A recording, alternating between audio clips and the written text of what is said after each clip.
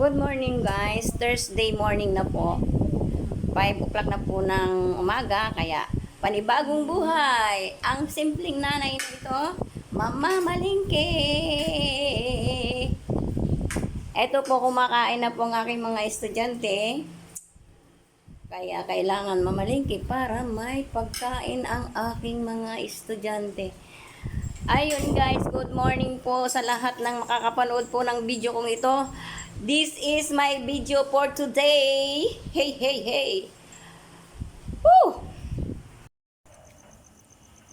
Ayan guys, ang panahon ngayon, tingnan nyo po, medyo talagang kulimlim, hindi medyo, talagang kulimlim na naman po, parang talagang babagsak na.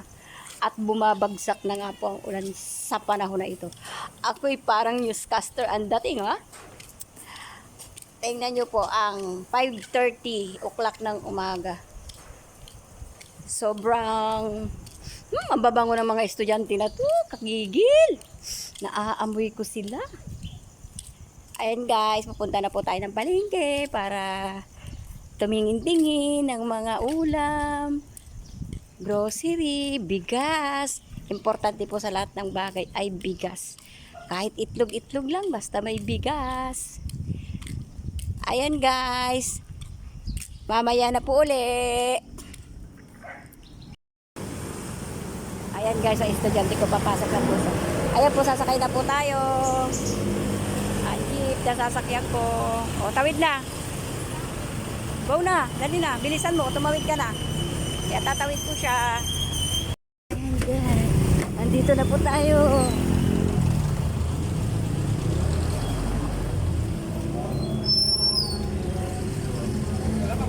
Ayan guys, so nagkakatay na. Nandito po ako bumibili ng karne. Kuya, isang buong manok nga.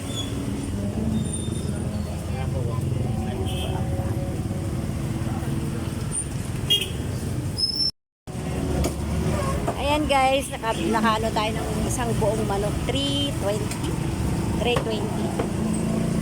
Ayan.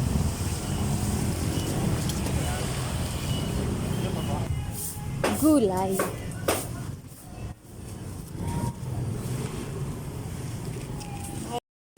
Dito naman po tayo sa grocery. Bibili tayo dito. Ayan o.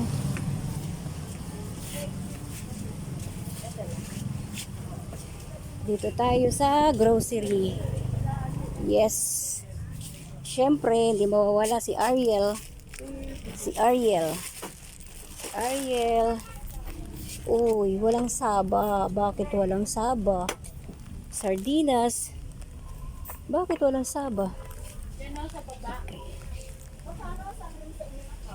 Okay. 1/4 lang ba? Oo, sa lahat. 1/4 lang ba? Oo. Ayun, dito tayo sa grocery. Diba?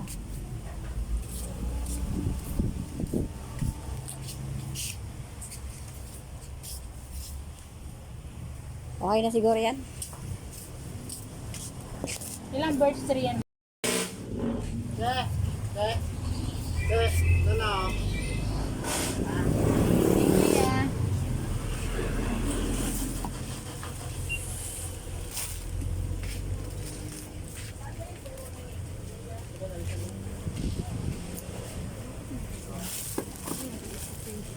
Anong size ba ng itlog? Medium. Siyempre kanya.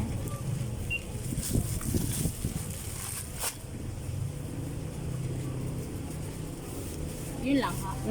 726. 726. Okay. Oh. 1,350 isang sako. Dito na po tayo sa grocery. Tsaka itlog.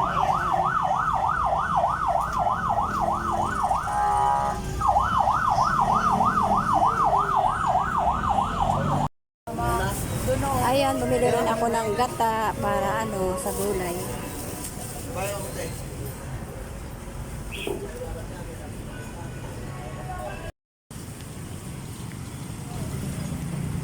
Ayan, papunta naman po tayo ng bakery.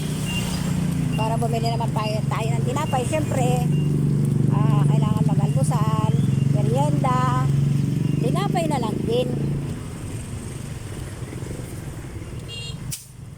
Ayan po. Tumatawid ako.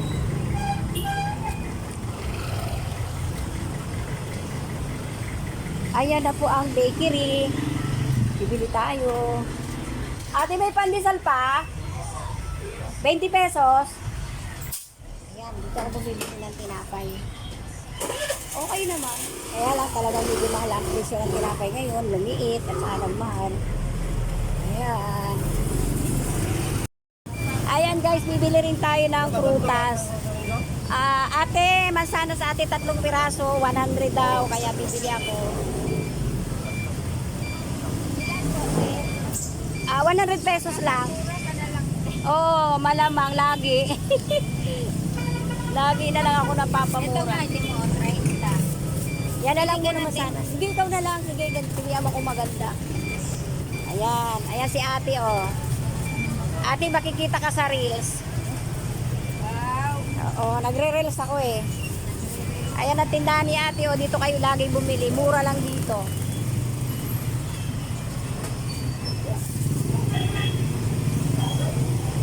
Tagal na ako din nakakain ng apple. Oo, sa sobrang mahal ng bilihin, hindi ko na magawang bumili ng apple. Oo, Ikaw, ayaw mo ito? kaya lang kuya, kahit medyo mahal, sige, bibili ako. Magkano 1/4? 1/4, 135. Yeah, okay, 135. Panlaw ko lang yan sa gulay. Ayan si kuya, oh. Ayan. Makikita ka kuya sa YouTube. Hello po muli. Ayan, nandito na po tayo muli sa bahay. Nakarating na po tayo.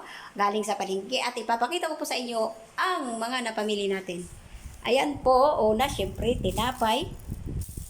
Ayan, may prutas, may gulay. Ay, may panggulay, may itlog. Syempre, gulay talaga. Ayan, langka. At saka syempre, meron akong shrimp, panlahok. Shrimp po yan, shrimp. At ito po ang grocery ko. Ayan. At ito po ang importante, ang ulam. Ayun guys, maraming salamat po. Ang simpleng ina na katulad ko ay madiskarte sa pamimili, syempre. Pero dahil sa sobrang mahal na po ng bilihin, kailangan po yung maging wais tayo sa pamimili. Ayun guys, maraming salamat. Thank you for watching.